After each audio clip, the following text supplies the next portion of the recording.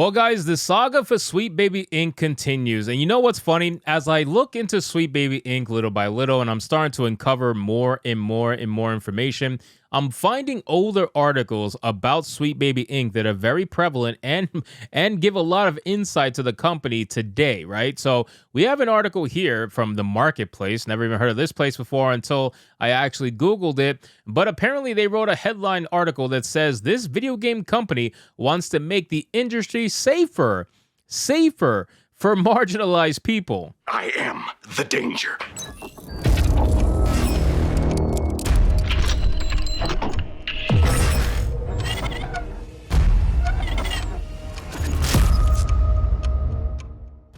Yes, ladies and gentlemen, this article from the marketplace is trying to put Sweet Baby Inc. on a pedestal and essentially is trying to say that this video game company is going to make everything safer for marginalized people in gaming, because apparently it's not safe for marginalized people. It's not safe for non-white people. It's not safe for cis people, as they love to say. Think about that for a second. Gaming not being safe for marginalized people. You gotta love it. So let's get into this article, guys, from the marketplace. But of course, before we do, if you are new here, just consider hitting that subscribe button. I would greatly appreciate it, and like the video to push us out into the YouTube algorithm. So it says Kim Blair, who, by the way, in my last video, I said I think that she is a white liberal woman. It's actually the other way around. She is a black liberal woman. My bad. It makes even more sense at that point. But Kim Blair co-founded Sweet Baby Inc. to feel safer in the video game industry and continue working in it. Imagine a person like this who apparently is so hated or so, like, I don't even know what word to use, marginalized, that she created her own company in order to feel safer in video games. Clearly, it is not that unsafe to begin with if your company is being utilized to promote this fake diversity, equity, and all this other nonsense that people are sick of.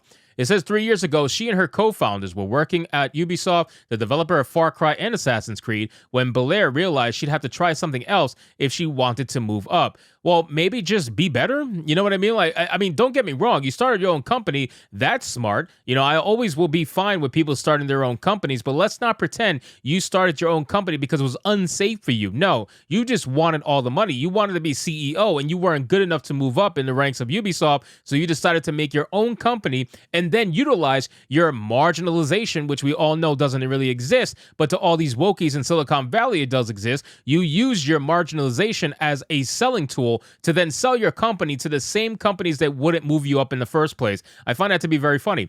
It says, I was just starting to see that there weren't a lot of ways forward, especially for women. Oh, here we go. Especially for marginalized identities, Belair said. And Sweet Baby started simply as a way for myself and two of my colleagues to kind of work in the industry together. For years, the video game industry has been grappling with issues of toxic behavior, sexism, and institutionalized racism, echoing conversations in other industries. As the latest high-profile example, the Securities and Exchange Commission launched an investigation into Activision Blizzard, the company behind Call of Duty franchise. Now, this article was from 2021, so obviously this was around the time when the Activision Blizzard lawsuit was prime and brand new and people were talking about it. But still, the fact that they're trying to say that they started a company just so they can work in the industry, that's ridiculous, bro. Are you kidding me right now? Do you know what the industry is like? We have literally witnessed almost, 70%, 80% male companies, right? Male-run companies turn into 80% woman-run companies and get ran into the ground.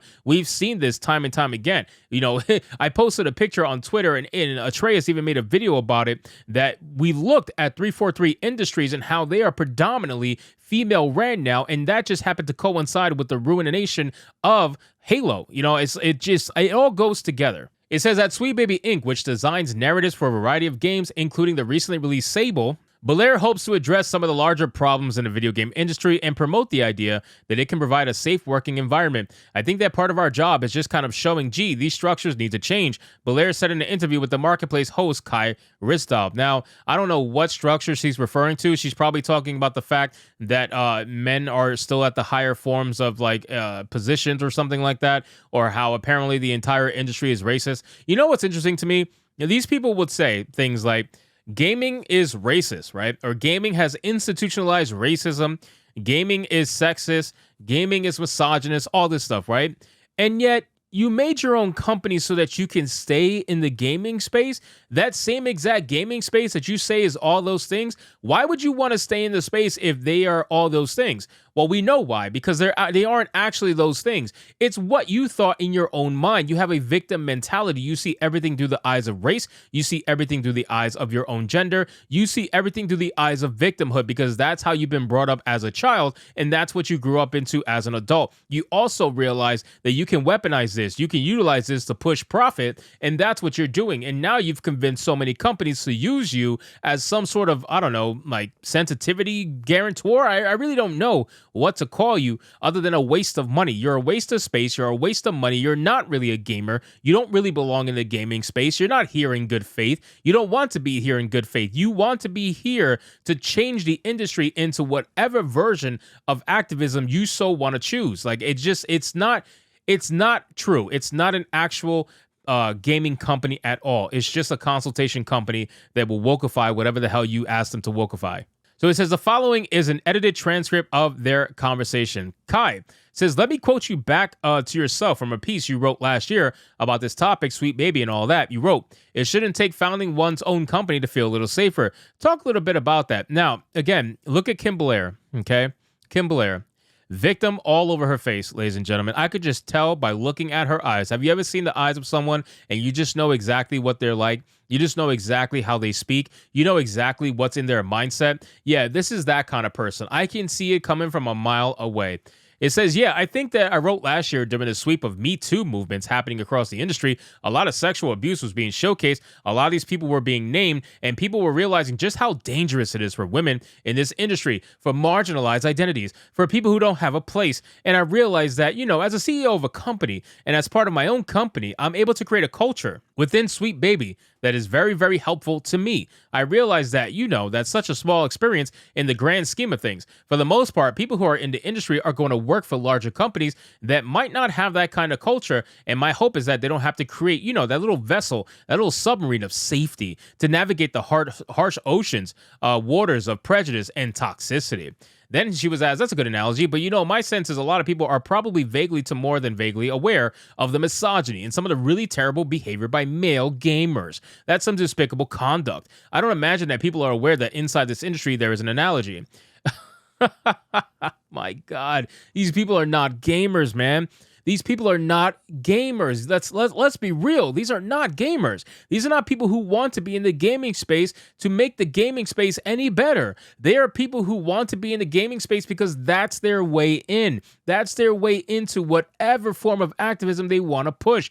And in this sense, she wants to push her feministic worldview, her racial feministic worldview on top of that. This woman is a victim, a professional victim for life. And she made herself a CEO so she could be the CEO of victimhood. It makes no sense. And the fact that she is a CEO of a company is something that all these feminists want to push as like the best thing to happen to women, right? She's a CEO of a company. She still calls herself marginalized. How are you marginalized in the land of the free as a CEO of a company? You sound insane. I really don't know. So again, ladies and gentlemen, I'm not going to cover this too much anymore because honestly, fuck this company. These people are insane. Blair is insane. We all know that what they stand for is ridiculous and they just want to keep pushing this particular worldview because gaming is their next outlet, right? Gaming is their next outlet. They already have the country. They have the country convinced and all the progressives convinced that we need to uplift black voices because they can't uplift themselves, apparently. It's impossible for them to do anything on their own